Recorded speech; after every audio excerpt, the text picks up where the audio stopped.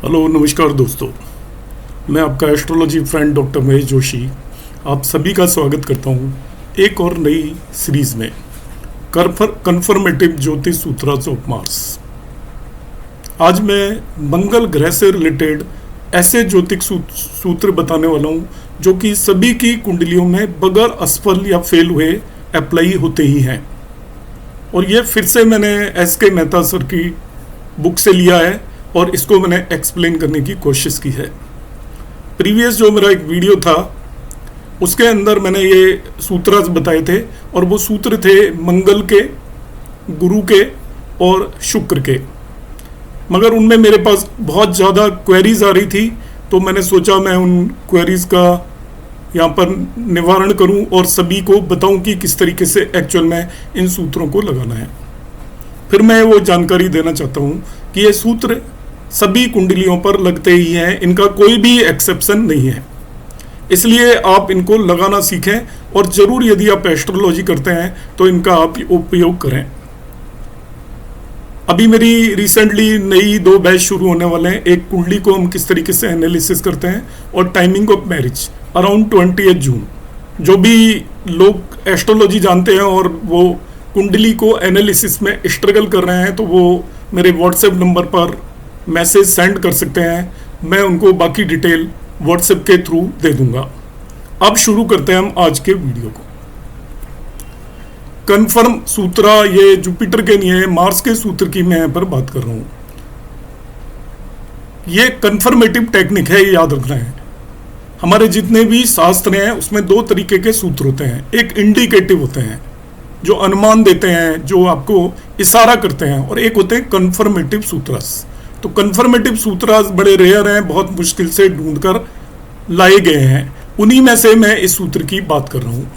ये सूत्र है मार्स मतलब मंगल यदि 3, 7, 11 मिथुन राशि, तुला राशि और कुंभ राशि में से किसी भी राशि के अंदर कुंडली के अंदर मार्स मंगल बैठा हो, जेमिनाइन, लिब्रा या एक्वेरियस में से किसी भी साइन में, इन्हें हम एरी साइन या वायु तत्व की राशियां बोलते हैं। तो मंगल जब भी किसी भी कुंडली में वायु तत्व की राशि के अंदर बैठा हो तो मंगल के जो 2 भाव होंगे कुंडली में, मंगल की राशि होती है 1 और 8, तो मंगल के हर एक कुंडली में 2 भाव होते हैं। उनमें से कम एक भाव पूरी तरीके से नष्ट हो जाएगा और डिस्ट्रॉय हो जाएगा। नष्ट होने का मतलब है उस भाव से रिलेटेड लिविंग सिग्निफिकेशन सफर करेंगे। लिविंग सिग्निफिकेशन में वो रिश्ते नाते जो उस भाव से लिंक हो रहे हैं और साथ ही साथ वो उस नेटिव के वो अंग, शरीर के वो ऑर्गन्स जो उस भाव से रिप्रेजेंट हो रहे हैं उनका पूरी तरीके से डिस्ट्रॉय हो जाएंगे। यहाँ पर डिस्ट्रॉय टर्म लिखी हुई है मगर इसको आप थोड़ा प्रैक्टिकली यूज करें। डिस्ट्रॉय का मतलब होता है नष्ट होना।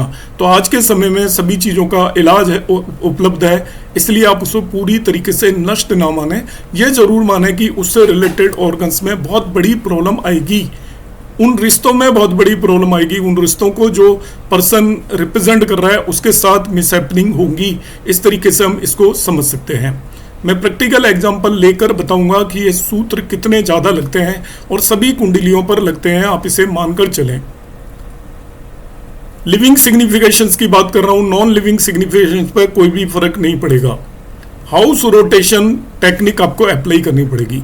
हाउस रोटेशन टेक्निक में हम अलग अलग भावों को लग्न मानकर भी एनालिसिस करते हैं कुंडली को, वो आपको लगाना पड़ेगा तभी आप सटीक पहुंच पाएंगे। मैं आपको सिखाऊंगा कुछ एक केसेस में कि हम किस तरीके से हाउस रोटेशन टेक्निक को लगाएंगे।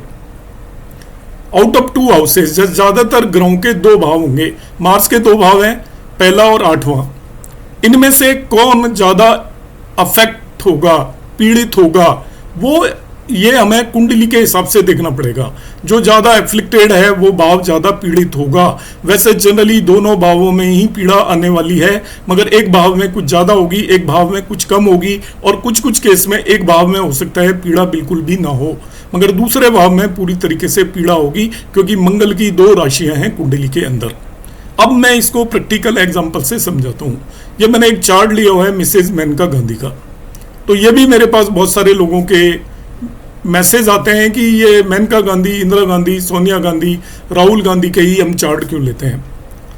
वो मैं इसलिए ले रहा हूँ कि इनके इवेंट आपको भी पता है, मुझे भी पता है, पब्लिक डोमेन में। यदि मैं कोई अननोन चार्ट ले लूंगा और आपको मैं बताऊंगा तो आपको ये डाउट रहेगा कि मैं सही भी बता रहा हूँ या नहीं बता रहा हूँ। इसलिए एक्सप्लेन करने के लिए ऐसे लोगों की कुंडलियां ली जाती हैं जिनके बारे में सभी लोगों को पता है। तो मेनका गांधी की ये कुंडली है, इनका बर्थ है 26 अगस्त 1956, टाइम है 4 AM। तो इनकी ये मैंने कुंडली यहाँ पर ली हुई है आपके सामने। ये कैंसर लग्न की कुंडली है। यहाँ पर मार्स को मैं सबसे पहले देखता हूँ, मंगल वो 11 साइन के अंदर है। 11 साइन में 8th हाउस के अंदर है। 3 साइन यहाँ पे गलत लिखा हुआ है, इट इज इन 11 साइन, मतलब 3, 7, 11 किसी में भी हो तो ऐसा ही होगा। तो 8th हाउस के अंदर है। अब मार्स के पास लॉर्डशिप है 10वें भाव की और 5वें भाव की। मार्स का एक साइन मेष राशि 10वें भाव में 10th हाउस में, और दूसरा स्कॉर्पियो वृश्चिक राशि आपके 5वें भाव में है। तो इन दोनों भावों में से कम एक भाव से रिलेटेड लिविंग सिग्निफिकेशन डिस्ट्रॉय होंगे, समाप्त होंगे, खत्म हो जाएंगे, और दोनों के भी हो सकते हैं। अब देखिए सूत्र कितना सटीक बैठता है, मैं आपको बताता हूँ हाउस रोटेशन टेक्निक के बेस पर। डायरेक्टली तो कुछ नजर नहीं आ रहा है क्योंकि हमें पता नहीं है कि उनके कोई संतान होकर नष्ट हुई हो। अभी तो हमें मालूम है कि एक संतान है, हो सकता है उससे पहले कोई संतान होकर नष्ट हो गई हो। 5वां भाव है और 10th हाउस का मतलब उनके फादर के साथ कुछ हुआ हो, ऐसा भी हो सकता है। पर वो चीजें मुझे मालूम नहीं है तो मैं उनकी बात नहीं कर रहा, मगर जो मालूम है उन्हें मैं जस्टिफाई कर रहा हूँ। देखिए मेनका गांधी मैरिज हुई थी उनकी संजय गांधी से, और वो इंदिरा गांधी के घर में गई। आपको मालूम है कि इंदिरा गांधी का असैसिनेशन हुआ और राजीव गांधी का, दोनों का असैसिनेशन हुआ। अब मेनका गांधी से कैसे लिंक हो रहा है, आप इसको जरा ध्यान से समझिए मेनका गांधी की कुंडली से। तो इसीलिए हम बोलते हैं कि हमारा प्रारब्ध है, हम कहाँ जन्म लेंगे, किस परिवार में जाएंगे, वो पहले से ही प्री डिसाइडेड है। अब मेनका गांधी की कुंडली में ऐसे ये योग बन रहे हैं कि उसकी मदर इन लॉ की भी डेथ होगी या नष्ट होंगी, और उनके जेठ मीन्स हस्बैंड के बड़े भाई भी नष्ट होंगे। ये इस कुंडली में मैं आपको अभी एक्सप्लेन करके यहाँ पे बताता हूँ। मैंने कहा हाउस रोटेशन टेक्निक आपको यूज करनी आनी चाहिए, तो सीखने वाली बात है on applying house rotation technique. यदि हम 7वें भाव को कंसीडर कर लें, लगना 7वां भाव एक्चुअली मेनका गांधी के स्पाउस को रिप्रेजेंट करता है, उसके पति को रिप्रेजेंट करता है। तो इसके पति का भाव है, देखिए 7वां भाव। आपको पता है इनकी मेनका गांधी की कुंडली में कौन कौन से हाउसेज नष्ट है। एक तो ये 10वां भाव नष्ट है क्योंकि इसके अंदर मंगल का 1 साइन है, एक 5वां भाव नष्ट है। अब मैं हाउस रोटेशन टेक्निक को कैसे मानकर चल रहा हूं, इनको मेनका गांधी के पति को यदि मैं देखना चाहूँ तो यह 7वें भाव से देखा जाएगा। अब 7वें भाव से इनके पति की माँ को आप गिनोगे तो 7वें भाव को लग्न बना लीजिए, वहां से 4था भाव माँ को रिप्रेजेंट करेगा। तो यहां से मैं काउंट करता हूं तो 1 2 3 4, ये 4था भाव आ गया। ये इनका पति है, पति की माँ को ये रिप्रेजेंट कर रहा है, और ये भाव से रिलेटेड रिलेशन डिस्ट्रॉय होंगी, नष्ट हो जाएंगी। तो आपको पता है कि देखिए इनकी मदर इन लॉ की आफ्टर इनकी मैरिज के कुछ समय के बाद ही असैसिनेशन हो गया था, टेररिस्ट ने उनको किल कर दिया था।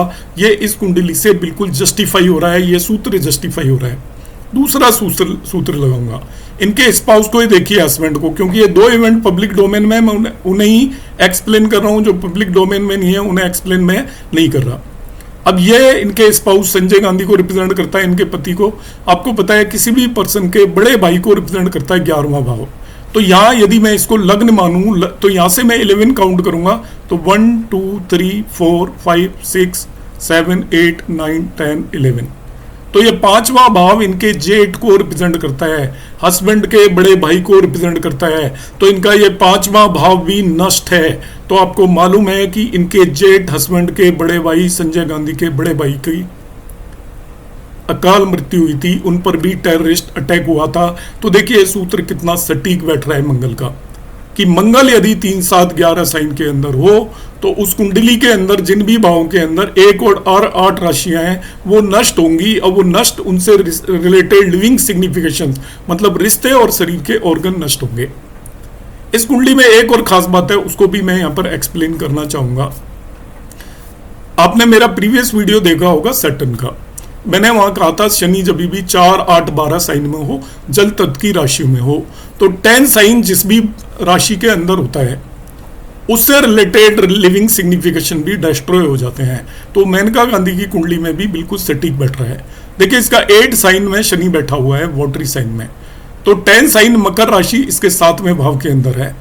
तो इनका पति का एक्सीडेंट हो गया था मैरिज के थोड़े दिन बाद, तो लिविंग सिग्निफिकेशन देखिए नष्ट हो गए थे। तो ये कितने एक्यूरेट ये सूत्राज लग रहे हैं, आप देख सकते हो इसको इस कुंडली के अंदर। अब मैं एक दूसरा यहाँ पर बताऊंगा, और ये के.एन. राव सर जो एक ग्रेट एस्ट्रोलॉजर हैं, अभी करंटली हैं, उनकी कुंडली में यही सूत्र लगता हुआ नजर आ रहा है, जिसे मैं एक्सप्लेन करूंगा यहाँ पर। इनकी कुंडली के अंदर मंगल 7 साइन के अंदर है, देखिए लग्न के अंदर बैठा हुआ है 7 साइन में के.एन. राव सर के।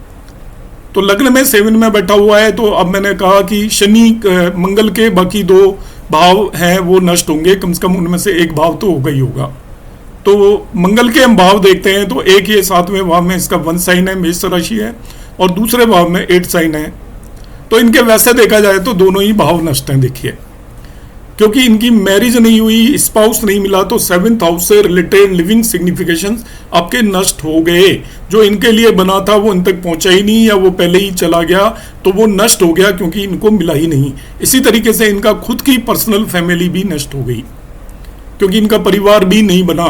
तो देखिए इनका 8th हाउस फैमिली को रिप्रेजेंट करता है, 2nd हाउस फैमिली को रिप्रेजेंट करता है, हालांकि एक्सटेंडेड फैमिली को रिप्रेजेंट करता है, मगर उनकी पर्सनल फैमिली नहीं बन पाई, खुद की फैमिली नहीं बन पाई।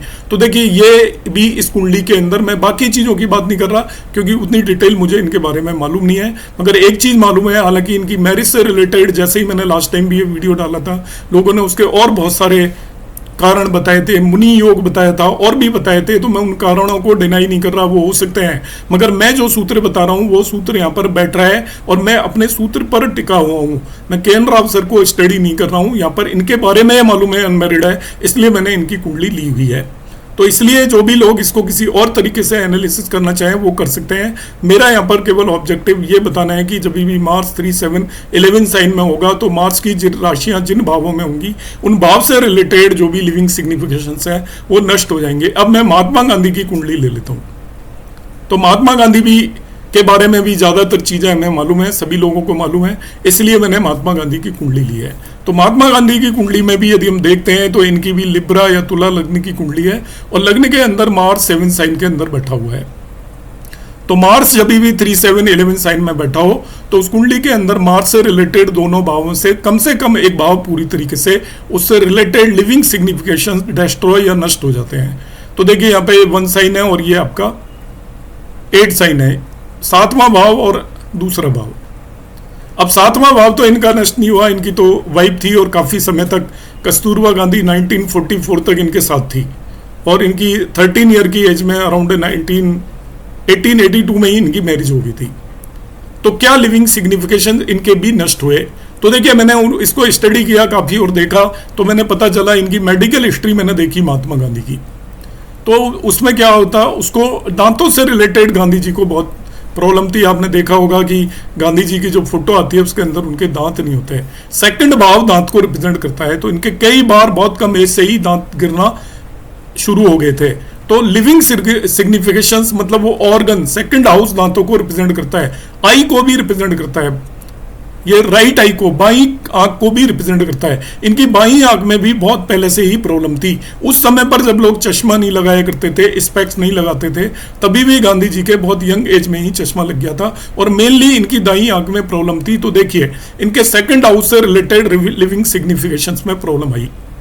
इसी तरीके से यदि इनका 7वां भाव देखें, आप इनकी हिस्ट्री पढ़ें तो पता चलेगा इनका अपेंडिक्स का ऑपरेशन हुआ था काफ़ी कम एज में, अराउंड 1913 के आसपास अपेंडिक्स का ऑपरेशन हुआ था। इनका पाइल्स का भी ऑपरेशन हुआ था। इसके बाद इनको स्टमक की प्रॉब्लम होती रहती थी, बार बार काफ़ी ज़्यादा प्रॉब्लम थी। तो 7वां भाव इन सभी चीज़ों को रिप्रेजेंट करता है समवॉट। कुछ लोग कहते हैं अपेंडिक्स 6th हाउस से रिप्रेजेंट होता है, मगर 6th हाउस एक्चुअली उसका प्लेस बताता है कहाँ पे होगा, मगर वो उसको 7th हाउस से ही रिप्रेजेंट करते हैं। इसी तरीके से जो इनका लोअर स्टमक में प्रॉब्लम होती रहती थी, पेट के अंदर जो परेशानियां आती रहती थी, तो लोअर पोर्शन ऑफ एब्डोमेन या स्टमक को भी रिप्रेजेंट करता है 7वां भाव।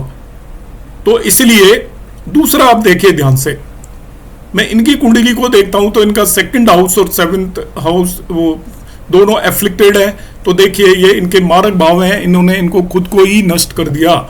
मारा भाव एफ्लिक्टेड होने की वजह से इनका असैसिनेशन हुआ था। इस तरीके से हम देखते हैं कि महात्मा गांधी की कुंडली में भी ये फॉर्मूला बिल्कुल फिट बैठता है।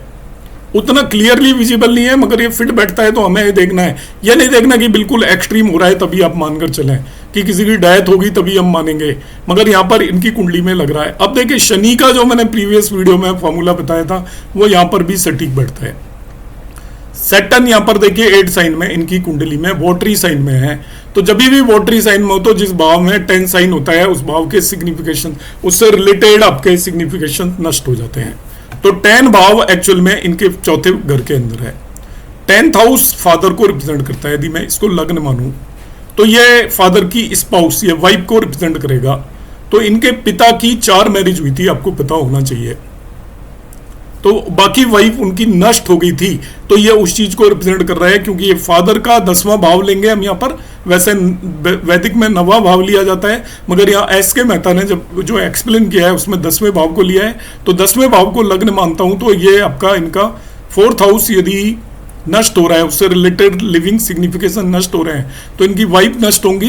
तो इनकी वाइफ नष्ट हुई। अब बहुत सारे लोग चौथी वाइफ से पैदा हुए थे, तो बहुत सारे लोग कहेंगे कि नहीं ये तो पैदा ही नहीं होते, उससे पहले ही नष्ट होगी। यस, बिल्कुल होगा, इसी को प्रारब्ध बोलते हैं।